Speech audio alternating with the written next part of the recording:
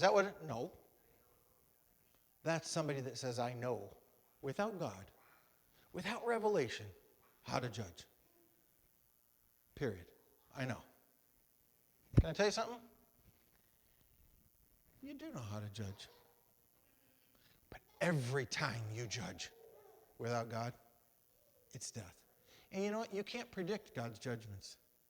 I love the story of the thief on the cross. I love the story of the woman caught in adultery. I love many of the stories. You look at the stories, and I'll tell you the truth. You can't predict what God's going to say about his judgment. I also love the story of the rich young ruler. All these things have I done since my youth.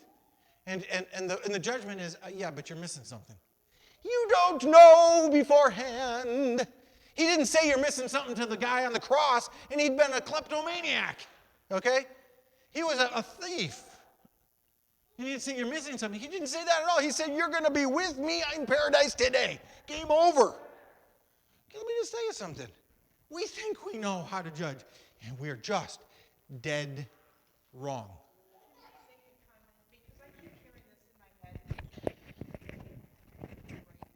So one of the things that I keep hearing is that we need to know God's heart for people and how he loves them, because if we can love people the same way he does, then we won't want to judge them without finding out from God. And if we know how he loves us personally, and we could understand how he wants to work through us because he loves us like that, if we had the same goals, then we wouldn't judge without checking with him. We wouldn't judge with anything else but then what God is saying.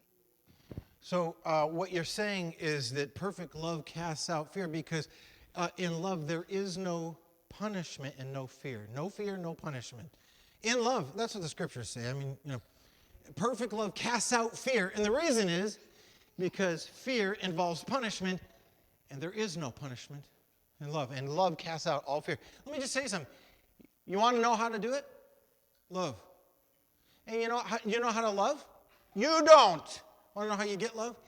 The same guy that's got the righteous judgments. He's the one. He's got love, and he's got the truth judgments. The truth. And I'm going to tell you again. That's the tree of life. It's the tree of life. The tree of life. You only have two options. The two trees are the only options, okay? I'm sorry. Yep, there's a lot of stuff you get to eat and that feeds your body. But there's two trees that make a difference. And you only get one or the other. Go back and read the story.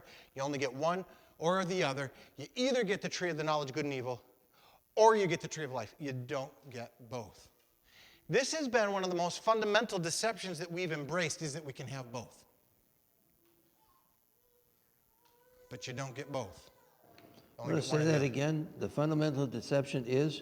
That you can have both the tree of the knowledge of good and evil and the tree of life. And you cannot. God in his goodness, if you go back and you look at it, God in his goodness prevented Adam and Eve from getting the tree of life because for their good, okay? Because they had taken of the tree of the knowledge of good and evil. You don't get both, you get one or the other.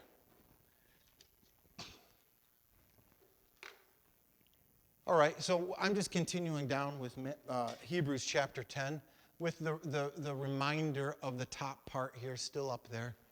Be drawing near with a true heart to the fullness of assurance and execution of faith. What is assurance of faith?